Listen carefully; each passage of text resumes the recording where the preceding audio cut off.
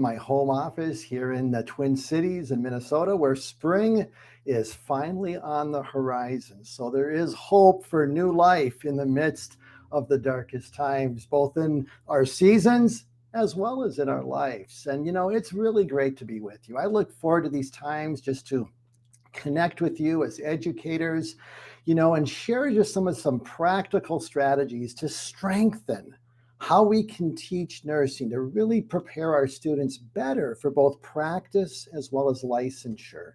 And if this is your first time checking this out, my name is Keith. I'm the founder and CEO of KeithRN, and it's really my passion to create tools and resources to help educators close the ongoing academic practice gap, keeping it real and relevant by bringing in those clinical realities into our classroom. And for my passion, really seeing the value of case studies, which we'll be talking about today, how we can use case studies, contextualizing that content to develop the professional identity and forming what it means to not only think like a nurse, but to act and feel like a nurse. And so if you'd like to learn more about me, I have a about page on my website, KeithRN.com. And the link will be in the chat here shortly. And I want you to kind of check that out if you'd like to learn more. I just updated it, and I'm really excited to include some content related to my dissertation, some references, and really be confident as an educator that case-based learning is really an extension of educational best practices to strengthen and transform how nursing is taught. And so if you're checking this out for the first time, I welcome you. And this video recording is recorded on my Facebook page, KeithRN, Think Like a Nurse. And so if you're on Facebook at any level, just search that. Go to the videos section just beneath the banner, and you can access not only this presentation, but other presentations. And 2 weeks ago, I was blessed to have Dr. Nelda Godfrey with me, a prominent and well-known educator from the University of Kansas, who laid the foundation for tonight's topic of professional identity formation, and really going to just kind of highlight some of her things in just a couple minutes here. But I also want you to know that I have another resource I want you to take advantage of, and that's a closed Facebook group. It's called Teachers Transforming Nursing Education. And again, search it, answer the 3 questions. It's a closed group, so I get educators in that group, but it's a wonderful community of over 7,000 nurse educators from around the United States, Canada, and other parts of the world, which is amazing, supporting each other with, sharing tools, resources, asking any question. No question is not hard enough, and everyone get numerous answers. So it's really a wonderful, supportive community that we don't have to be in silos, even despite the pandemic. I also want you to know, I just posted last week a wonderful new activity called Priority Patient Activity. To prepare our students for practice, we need to prepare them for real world practice, and that includes multiple patient assignments. And so this activity has 3 patients. It's like 3 cases in one, unfolds in 3 different parts. And part 1 is all about that initial report, what's relevant and why. In practical priority setting, who do you see first?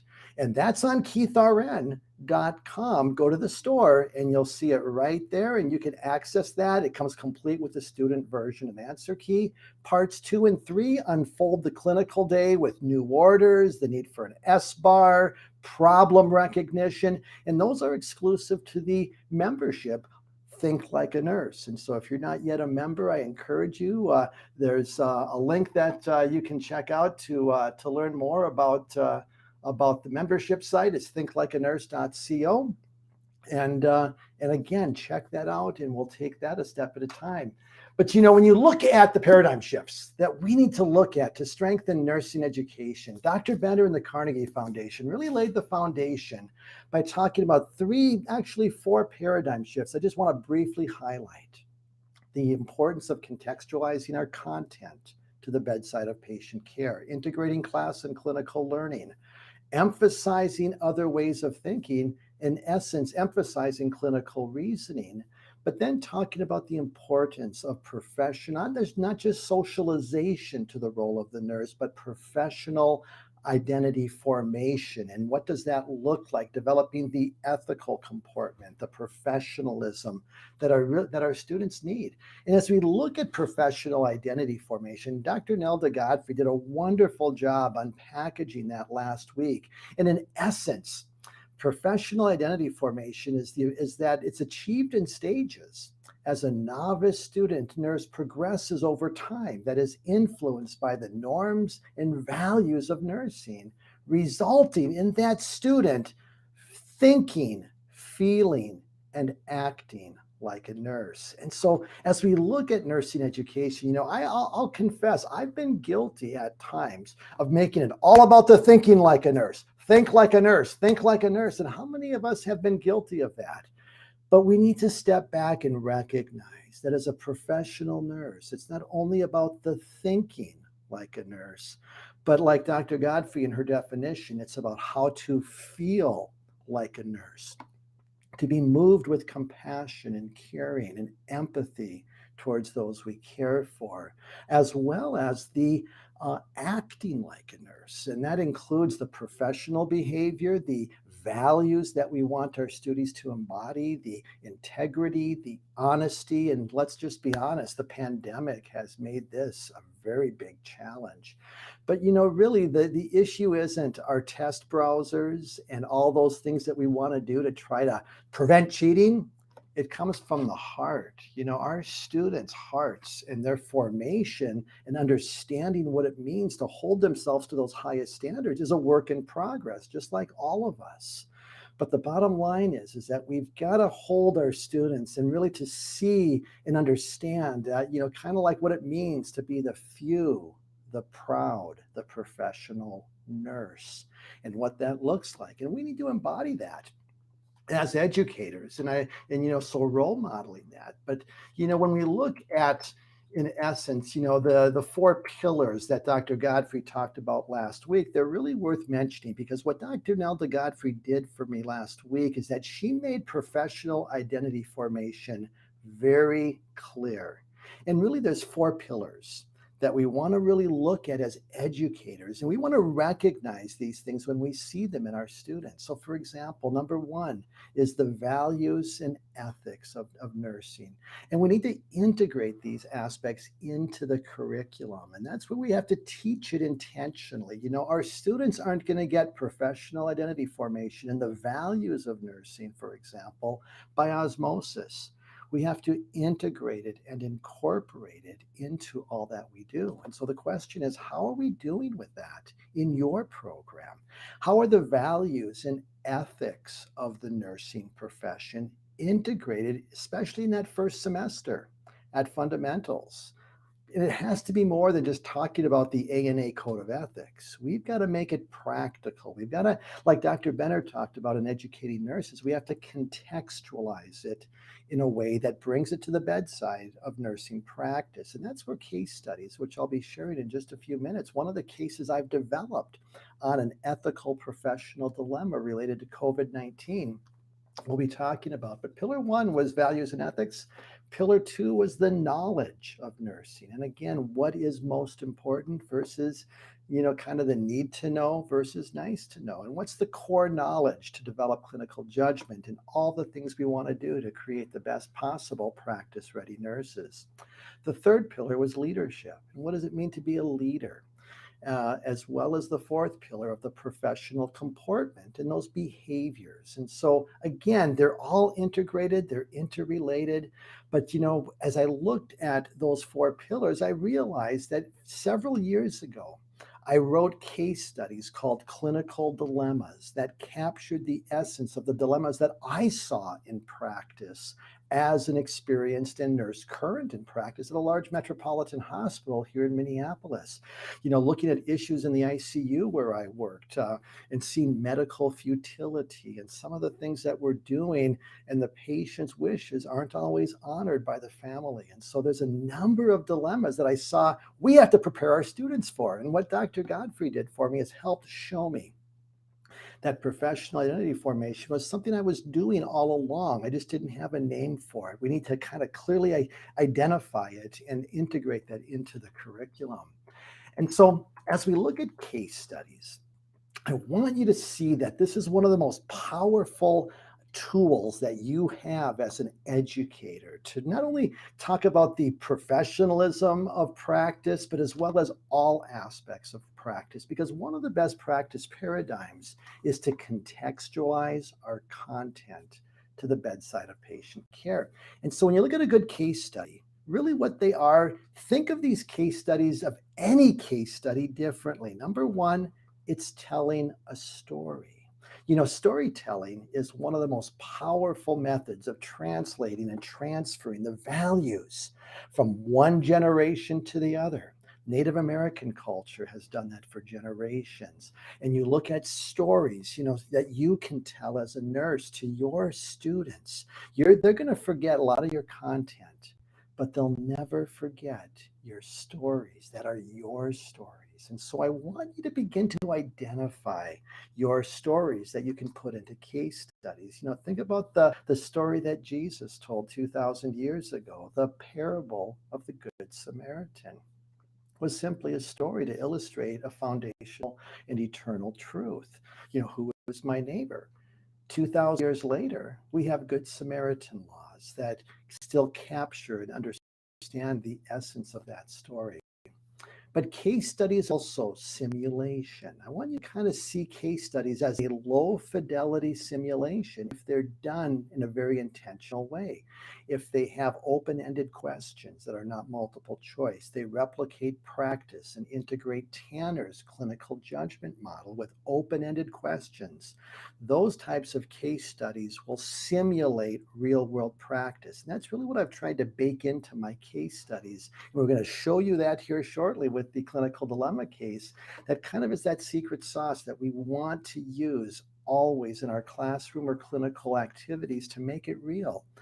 And case studies are also educational best practice because, as Dr. Benner and the Carnegie Foundation showed us, we need to bring context to our content. And that's really what a good case study does. But also in my dissertation, I learned some very important principles about case studies. Number one is that some of the literature clearly aligns and shows that it's one of the more effective ways to teach a practice-based discipline, such as nursing, develops critical thinking, improves long-term knowledge retention. That's kind of the science of learning, that your students need a kind of like a scaffold or a hook in that content to hook it where they can retrieve it and remember it. In case studies or experiential learning of any kind, provide that hook that your students need to remember. Again, not too much information. Don't be infobesity. Let's keep it to the need to know, but that retrieval is enhanced when there's a context of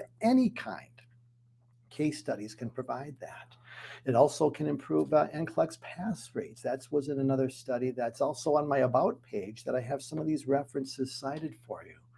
And so as we look at kind of the pandemic today and some of the challenges that our students are facing, the COVID-19 pandemic has really made to light a lot of the challenges that we're seeing within nursing education, as well as in the profession of nursing, the rates of dying, the disconnect between able to provide empathetic care, reusing disposable PPE. There's a number of practice dilemmas, especially staffing ratios. And, there's a couple of links that I want you to be aware of, and they'll be in the chat here in just a moment. But again, the editorial in the New York Times was titled, "Nurses Are Barely Holding Themselves Together," and how COVID-19 is just increasing PTSD, burnout, and dissatisfaction within nurses who are on the front lines. And our students, some will be in that acute care setting. We must prepare them for that.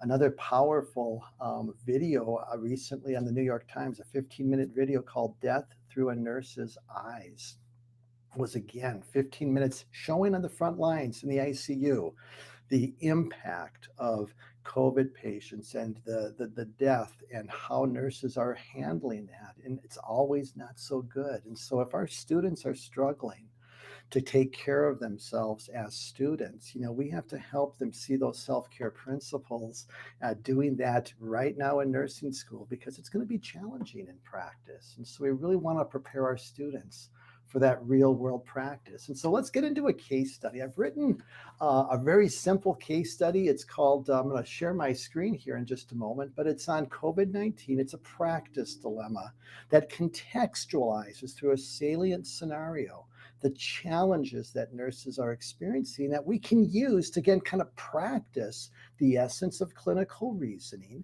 And we can also use these cases to really, again, bring that context to our content, whatever it is that we want to teach. And so let me just open up this. I'm going to share my screen and hope this goes well. And we're just going to kind of walk through this. And this case study on COVID-19 is a clinical dilemma available on KeithRN.com. And let's go ahead and just, we'll get started. I'm just going to share my screen and open it up, and we will get started. And we'll just kind of walk through this together.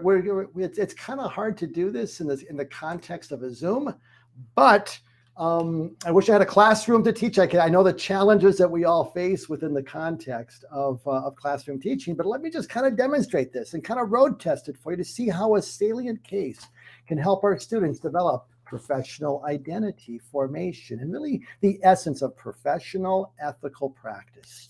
Here's our present problem. John Taylor is a 68-year-old African-American male admitted to the med-surg unit after testing positive for COVID-19 today. Shortly after arrival to ICU, he decompensated and required emergent intubation for acute respiratory failure. There's been an influx of COVID-19 patients in the hospital over the last week, and the ICU is at capacity. 14 of the 20 beds in ICU already have patients on ventilators, and personal protective equipment for primary caregivers is rapidly depleted as a result, and there is currently a shortage of PPE. And this was happening again early in the pandemic and is still a spotty problem. So as we look at this, one of the key questions that Tanner's framework and model of clinical judgment, the first step, what are you noticing? And what is your interpretation of what you're noticing? And so as you look at ethical dilemmas, what are you noticing here that's significant? And we want our students to recognize that we've got a problem of what about this reusing? When you're looking at protective equipment and being depleted and may not have enough, and now you're forced to possibly have to reuse what was once disposable after one use. We're now wearing that the entire shift. What's the implications of that? How do we know what to do? What is right? What is wrong in that situation, in that context? And so again, what's relevant? Why is it significant? And so then we can kind of unpackage this with this phase two. The dilemma begins. Instead of disposing of the N95 face masks after each use, nurses are required by hospital management to reuse the same mask for the entire shift and limit as much as possible the frequency of entering a patient's room to prevent unnecessary exposure to COVID and conserve PPE. Several ICU nurses have tested positive for COVID, and the unit is severely short-staffed. Registered nurses from the tele-unit have been emergently oriented to the ICU to provide care in the past week. The typical ICU nurse-to-patient ratio is 1-to-1 or 1-to-2, but no more. But as a result of the pandemic, experienced ICU nurses are caring for as many as 3 patients, and one night they were so short-staffed that some nurses had 4 patients. As we look at this second stage of the unfolding dilemma, what are we noticing as nurses, as a nurse in practice, experiencing this? Again, we want to put ourselves in the context of this experience. We've got, what does the nurse do when you're so severely short-staffed and you have that inability to really advocate for what is truly safe if the resources aren't there, both of the reusing of the PPE as well as the unsafe staffing? How do you advocate for yourself in that situation? Our students need to know that, and we have to help prepare them for not only situations related to COVID, related to short staffing, but short staffing is a problem in many parts of the country where nurses are taking assignments that are really, if you don't have mandated, staff ratios like they do in California, which is only one part of the country, you have no protection of some of these ratios or these staffing assignments. What does the nurse do with an unsafe assignment that they don't feel they can handle? Let's talk about that and let's dialogue. And this is where, as educators, what I love about these open-ended case studies is that you can just simply be the guide on the side. You're just going to encourage dialogue, and you can choose based on what you're using this case study for, how to use it. What do you want to highlight? What do you want to subtract? What do you want to emphasize? And so again, I'm not going to go through, every aspect of this, but I want you just to kind of get a vision for how you could really facilitate a robust discussion, even Zoom. When you've got all your students here, break them up into small groups and basically give them a question or two. And we'll be getting to those in just a moment. What's relevant in this scenario? That's your first step for any aspect of clinical reasoning. What are you noticing that's relevant? And then why is it significant? Or what's your interpretation? So again, we can do that with ethical dilemmas, not just with medical scenarios. That's what I want to empower you to see as educators. And so again, what are you noticing that's relevant and why is it significant? But now if you're kind of at that advanced level and you're teaching second year students, capstone students, many of your programs have medical ethics as part of the capstone or leadership content. Let's make that content practical. Let's not just have a bunch of medical ethic principles of utilitarianism, autonomy, and beneficence, etc. Let's keep it real and say, how should the nurse address these moral ethical practice concerns using each of these principles? Or again, pick which ones you have time for or that your textbook addresses. So again, the case study is simply a tool. You use this tool to really make it fit your curriculum, your content, and your emphasis. So now we have a series of questions. How should the nurse respond to address any moral ethical practice concerns related to providing patient care when you're so severely short-staffed? Now, did you notice what the word I didn't, that's so important? How does the nurse respond? That's step 3 of Tanner's clinical judgment model. What are you noticing? What are you interpreting of what you notice? And then how are you going to respond? You know what? That's also the essence of Next Gen NCLEX, by the way.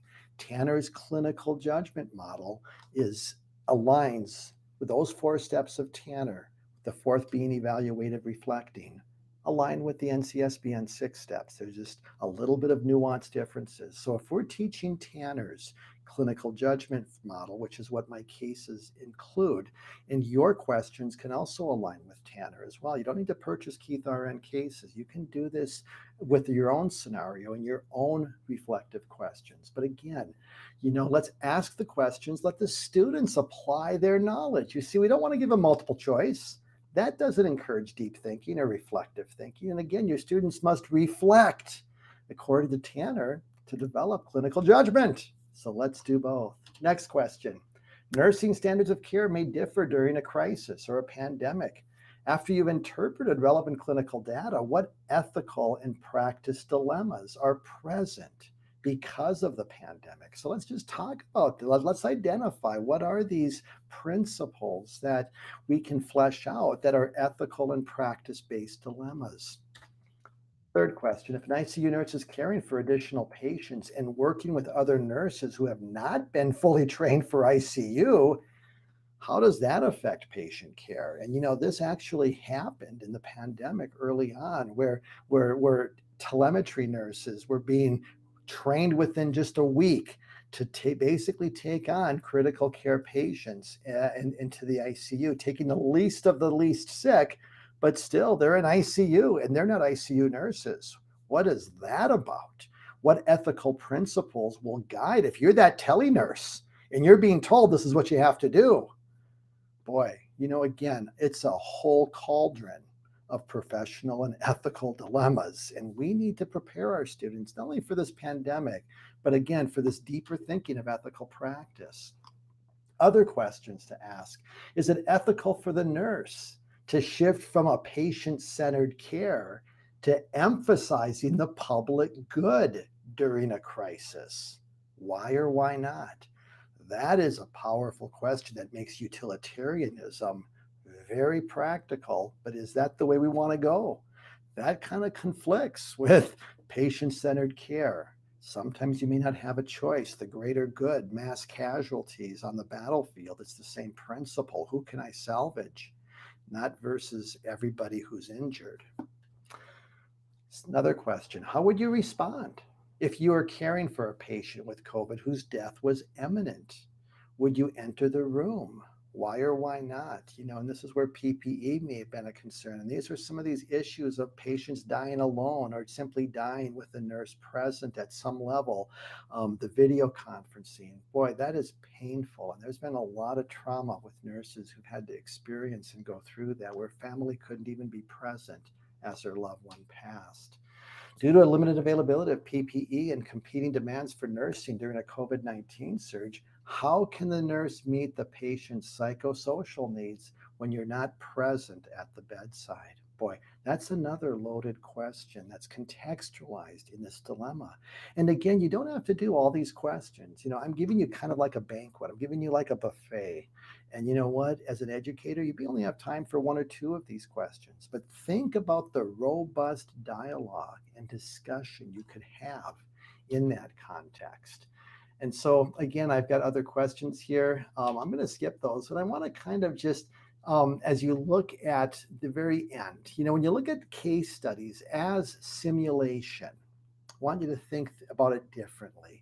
Because as I shared earlier, a well-written unfolding case study with open-ended questions is in essence a low fidelity simulation. And really what that simply means is this, is that it replicates the thinking without the skills lab or the practice setting. But the high level thinking that's required is present and evident. And so just like, what do you do when you do a high fidelity simulation in the skills lab?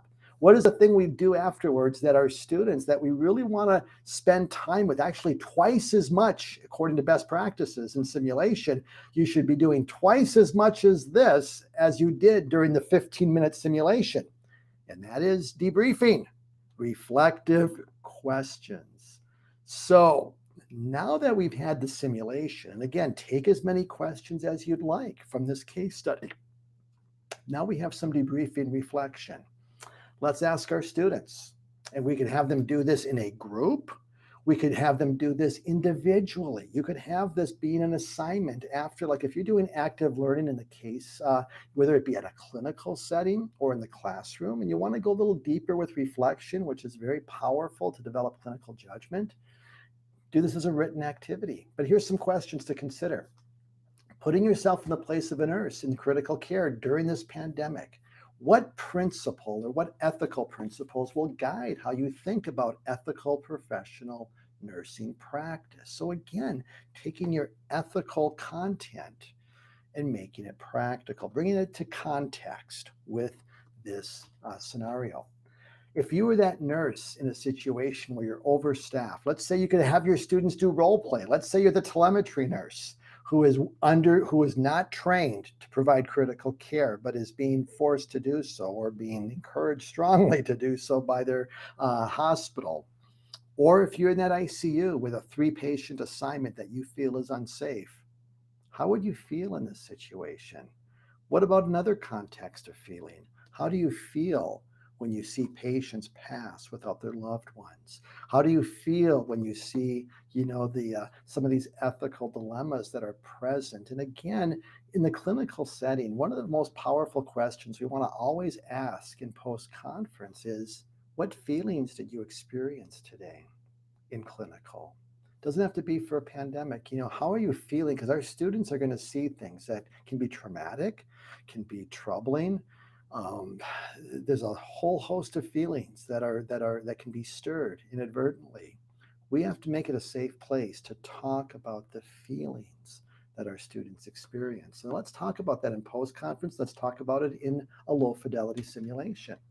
How would you act if you felt you could not safely manage an assignment you were told to assume? And again, it's not just how you think, but we have to encourage that feeling and that acting. Are you going to advocate? How do you be a patient advocate during a crisis or in a pandemic where you've got these challenges? How much can you advocate? Great questions. And there's no right or wrong answer. That's what makes these dilemmas really kind of fun to have a dialogue and a discussion about. And so as you look at that, I hope you found this I hope you found this helpful, and I'm excited to just to share that with you. I'm going to kind of just take off the screen here because I don't have to share the screen any longer. And so I just want to get a sense of just kind of what are some of your thoughts out there? What were some of the things as you looked at these questions, what was your thoughts? What, as you look at using a case study to use in the, in the context of classroom clinical teaching, I'd love to get a sense as far as just some questions that you have, how to leverage, how to use. This is a relatively concise case study, the clinical dilemmas. And I just want you to know that, for these cases, I have basically, when you look at what I have on KeithRN, I have about 4 clinical dilemma case studies. I have a COVID-19, which is what we just did right here in the store. I've got another topic of medical futility, spiritual distress, and end of life.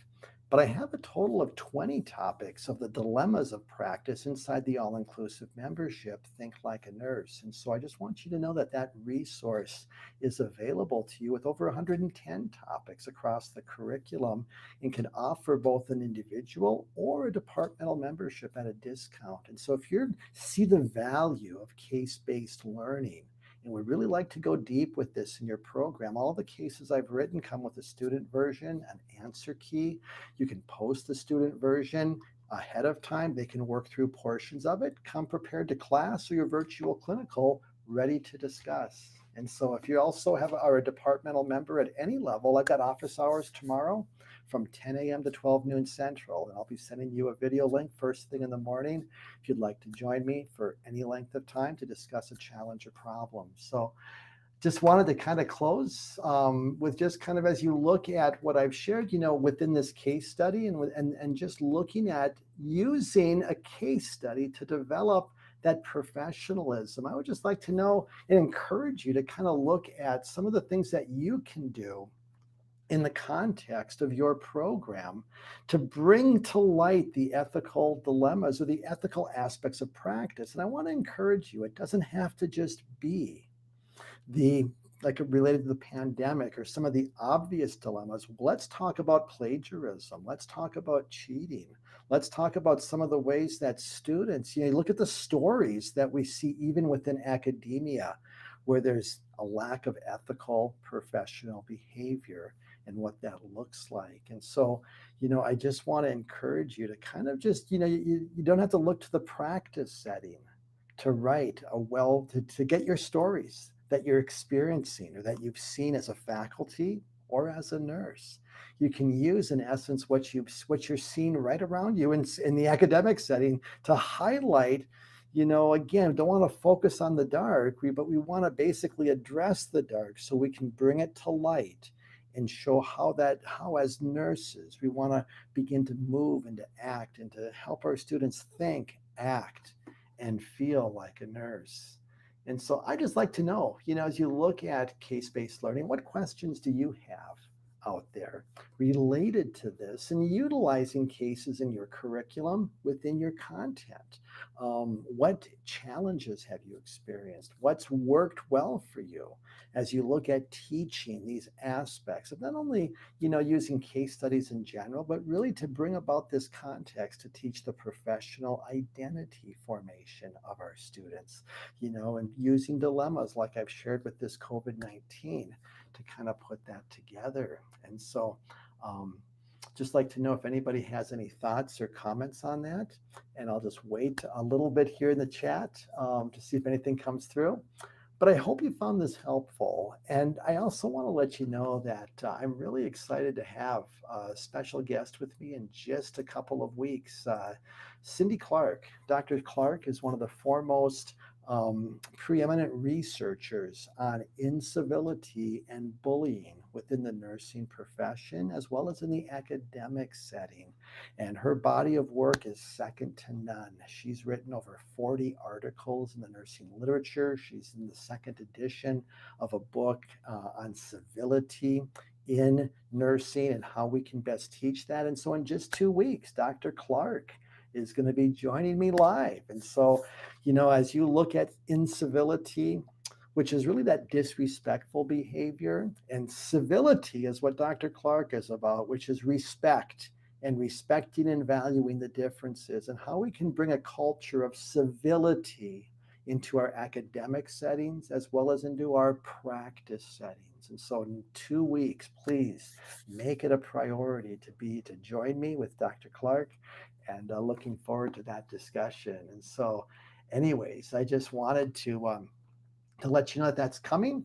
And Jenny, I just want to thank you for joining. I'm actually a student here and great information. And you know what, Jenny, these cases and these aspects can help any student, be better prepared for real world licensure as well as practice. And so thank you for joining tonight. And other than that, I don't see any other questions coming through the chat. And so I'm going to say thank you for joining me tonight, taking time out of your busy schedule. And I appreciate all that every one of you are doing to better prepare your students, not only for practice, as well as not only for the NCLEX, but also for real world clinical practice. And I pray that you get a vision for case-based learning. Medical education is grounded in the case-based approach and is really one of their foundational strategies to teach a practice-based profession. Nursing education, we're still struggling to really make that kind of the foundation of active learning. It's my passion to give you and to provide educators with the tools to really bring that case-based approach in the educational best practice that I represent. So thank you for your time, and you have a good night, and I look forward to joining you in 2 weeks.